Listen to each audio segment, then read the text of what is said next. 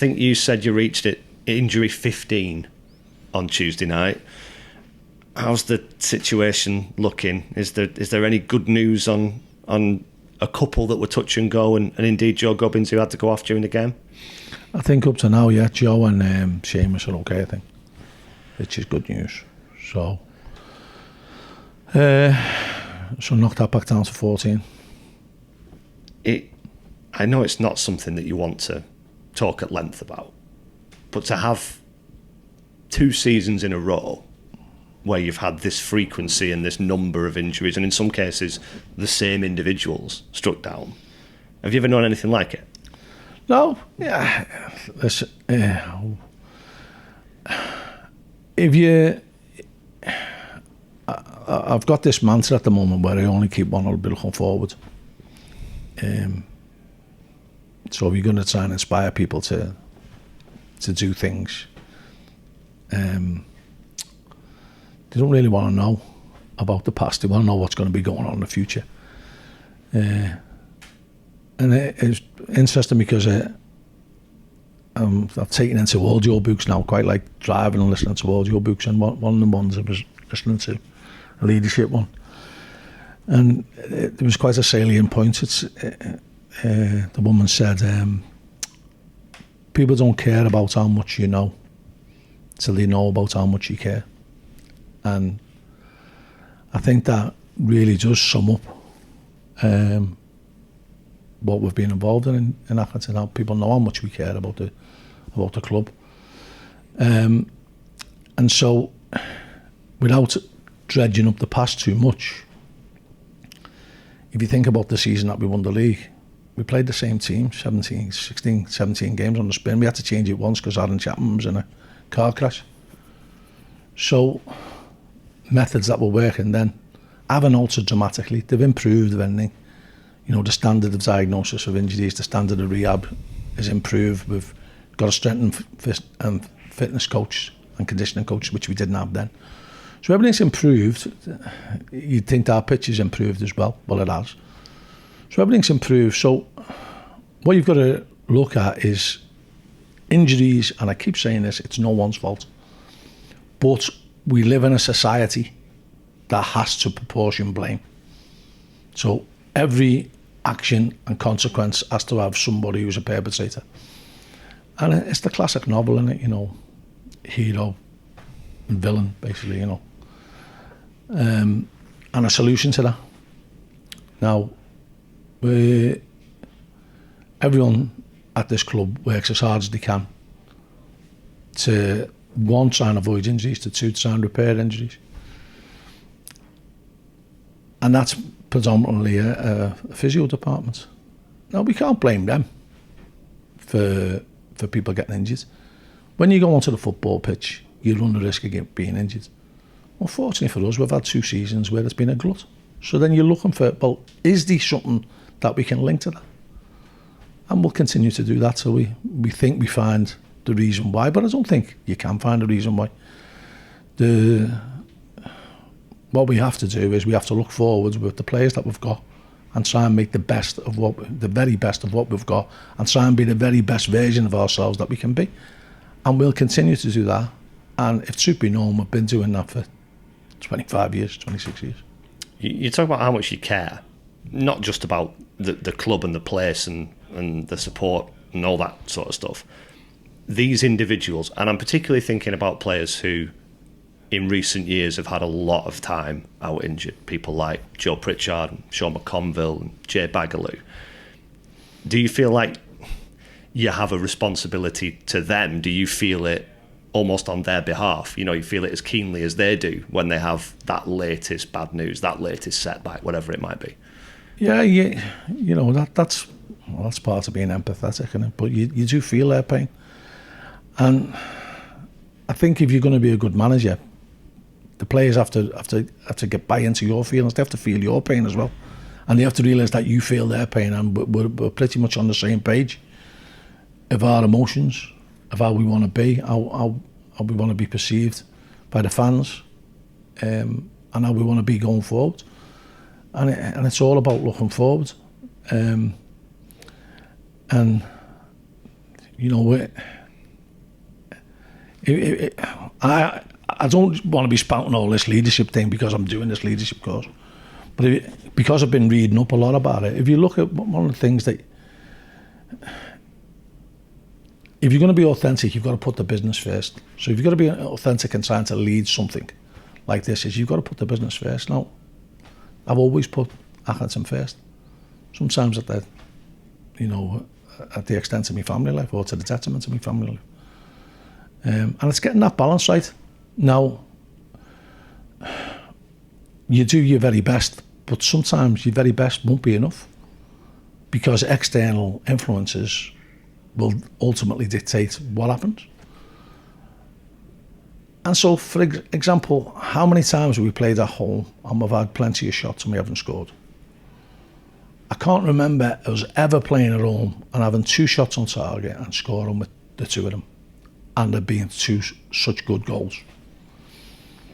And you win the game, and everyone goes home happy, and you move on to the next one. Now, in that game, it took a really good save by the keeper and the presence of mind to get up and make the second block. And if that had gone in, we'd have been asking questions about the marking from the set piece. And ultimately, we'd have said, well, you can't apportion the blame to the keeper. He couldn't have saved that. But every now and again, you need a moment of brilliance, as I alluded to on Tuesday. You need a moment of brilliance either scoring a goal or saving one. Now, as a manager, you can't determine when that happens.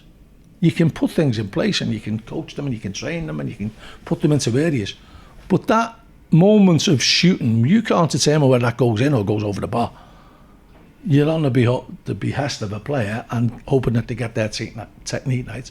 So you coach them and we go through drills that can enhance the possibility of that being right. But you really, if you're going to be going to the upper levels, that technique and ability should already be there. So you shouldn't have to be able to teach that or coach that, or that should be there. And we're at the stage where we have to grow because we can't take in the ready-made articles. So we can't do what the likes of Notts County will do. We'll take signed ready-made players. Stockport will do the same, and Wrexham will do the same, Mansfield will do the same. We only have 2 for each position, and established players at this level and the level above. We can't do that, so we've got to nurture them.